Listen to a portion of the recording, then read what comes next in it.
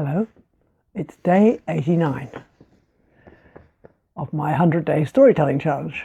And as promised, I'm back because I'm not going to miss a single day, no matter what. They may not seem like they're on time to you, but that is because Facebook is taking sometimes over 24 hours to upload a short video. I don't know why. It's very frustrating, but there you go. So this story I saw on a YouTube video of a lovely woman whose name I don't know, and I will put the link up in my blurb because it's such a lovely story, and I've just copied it holus bolus actually, except for one small detail, which is what you do when you do oral storytelling. You add a little something that makes it yours, and you acknowledge where you got the original from. So to tell this story, and it's a winter story, probably a winter story for the Northern Hemisphere, but never mind, or maybe the South Island. And since we are in the window of winter right now, it seems like a good story. And to do this story, you need to start with a square. Let's do a square. You take an A4, fold it down into a triangle, and then cut off the last little bit. So I'll do that. Snippety, snippety, snippety, snip. Now, the next thing you have to do is you need a triangle to tell the story, but this is a bit big. So we're going to fold that triangle in half, putting the points together, creasing there, and holding it down. So now we have quite a nice triangle, but it's still too big. So we're going to do it one more time. Right. There we go. And now we have what we need for the story.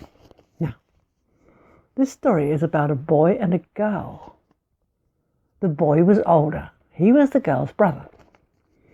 And one day, there was a parcel in the mail from a favourite aunt and uncle who lived in a different city. And it was all wrapped up.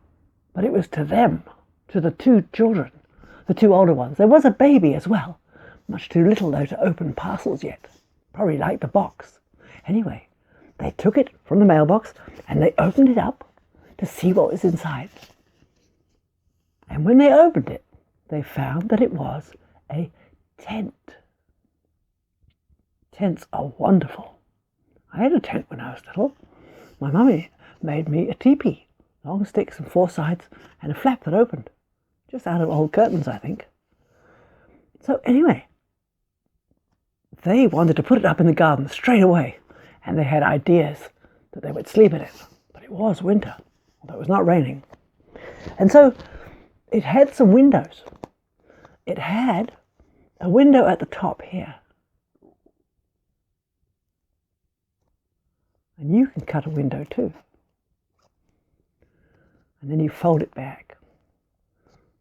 This woman, whom I'm going to call Ellen, although that wasn't her name, did a very nice job of this. And then you fold it back and just snip that bit off. Now, he liked that top window because he was the tallest one, because he was the older brother, or the oldest brother of the three children.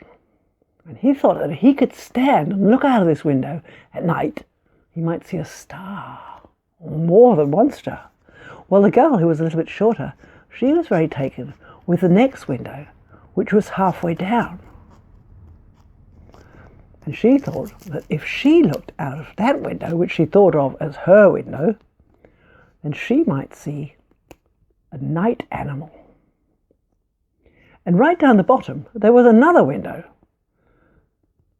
It was thinner, but it was very low down.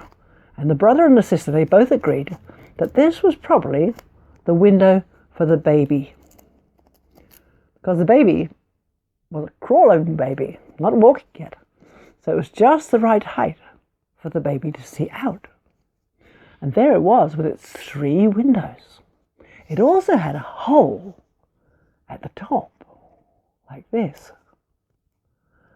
And the children couldn't really work out why it had a hole at the top.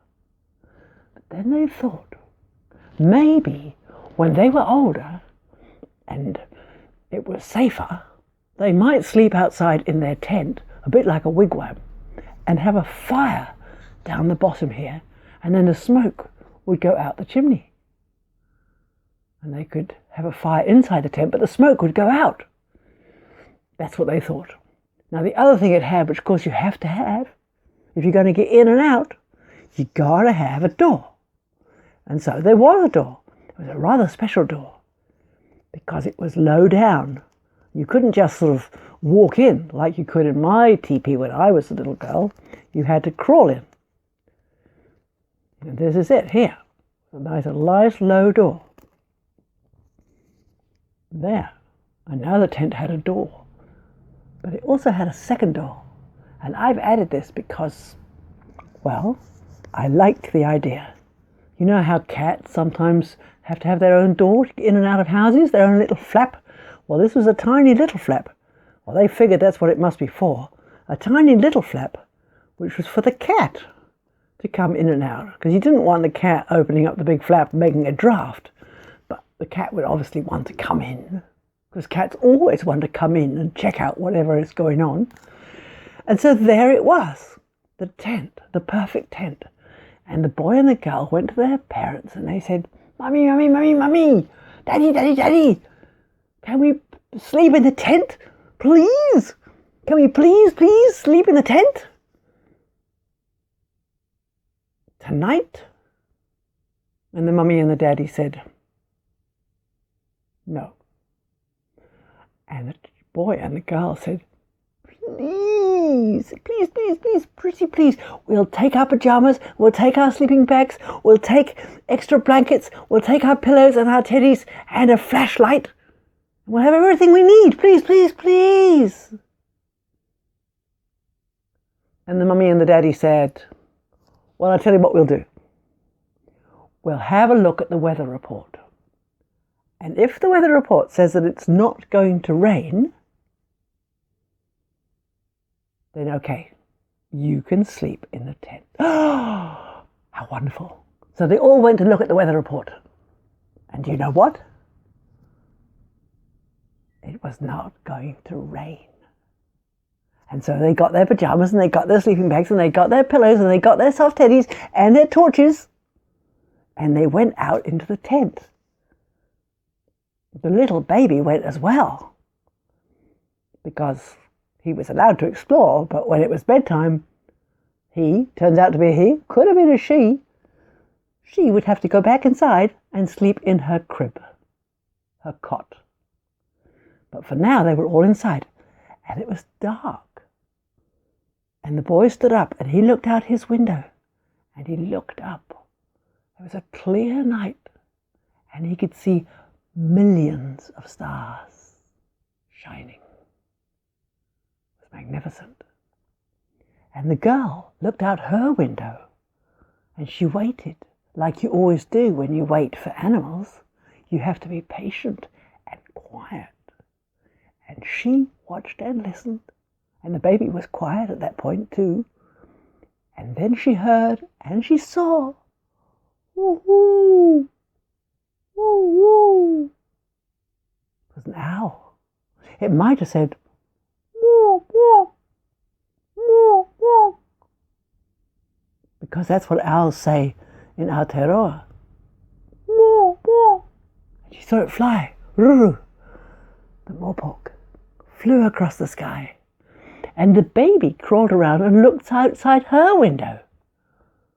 But as the woman who made this story first said, we don't know what the baby saw. Because the baby wasn't talking yet. And then it was time for the baby to go inside to her cot and bedtime, and time for the children to get into their sleeping bags in their pajamas and put the extra blanket over and their pillows and their soft toys and to turn off the flashlights, the torches. She's American, which is why I say flashlight, because she said flashlight, but we don't say flashlight, we say torch. That's the way of it. And there they were, snug as bugs inside their tent, outside, in the dark. And they could still look up and see the stars. And they fell asleep, deeply asleep, outside in their tent. And in the night, something happened. Very quietly, very softly. No, it did not begin to rain. It began to snow. Beautiful snowflakes came drifting down out of the sky. And there is one of the snowflakes. So that's the story of the night the children slept in their tent and it snowed. Wouldn't that be exciting? The thing I like a lot about the woman who told this story is she told it like she really, really remembered how exciting these things are and how deeply they affect us. The other thing that is remarkable is the fact that she told it as a story, and I watched her tell the story, and I watched her cut. And I remembered all of the story. I remembered all the cuts that she made because it was in a story. The only thing I didn't remember, because I didn't see it, was how many times she folded it. And she didn't have a cat flap. And I forgot to put the cat in the story, which is unforgivable, to add a new element and then not integrate it. But you can rest assured that the cat came visiting in the night, especially when it snowed, because there's nowhere warmer than in between two sleeping bodies, because that's where the cat went, in the middle, because cats are very smart. Now, this is a piece of paper, and pretty much all of us have got pieces of paper, and pretty much all of us have got scissors, although you need good ones. I often say to children, if scissors don't work, it might not be you. Try a different pair. Because we use them for all sorts of things. Cutting tables, cutting sellotape holders, cutting things that are not meant to be cut with scissors. Now, before I finish making this video, I want to add that I am doing, I have not made it official yet, but I am doing a giveaway. I am trying to get to 3,000 followers. I have 2,950, I think, and I'd like to get to 3,000 before I get to the 100th story. So with that in mind, I am offering you, in exchange hopefully for you sending a link to your friends and inviting them to, firstly, follow my page, and secondly, to sign up for the storytelling newsletter, which will come out probably more frequently to start with and then slow right down. But it will have information about giveaways, about workshops, about coaching possibilities, and that sort of thing. I do have a fantasy that it would be really helpful for some young upcoming pre-registration teachers to make this one of their criteria, is that the right word? Things that they've done, workshops they've attended, to actually look at the 100 stories that are going to be online. 100? Good gosh.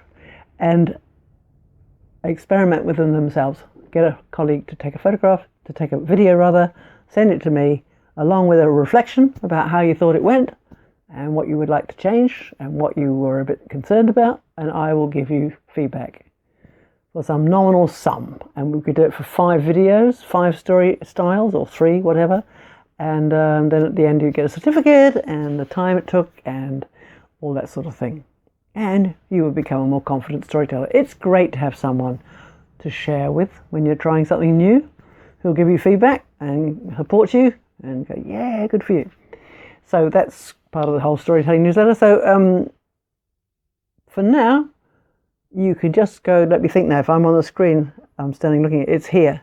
Over to your right, you'll see a thing saying storytelling newsletter. You click on that, it'll have a form. Or you'll just click on the link that I'm going to put there or there. I don't know where it is, somewhere. Anyway, that was the end of today's story. That's day 89, the story of the tent and the snowflake. It's a great story, isn't it? I mean, it's a winter story. I know we don't get snow, but they do down in the South Island. And yeah, I think it's a brilliant story. I love her idea. So I will send you her link as well. Thank you very much for listening. I will see you on day 90, which is tomorrow. Da, da, da, da.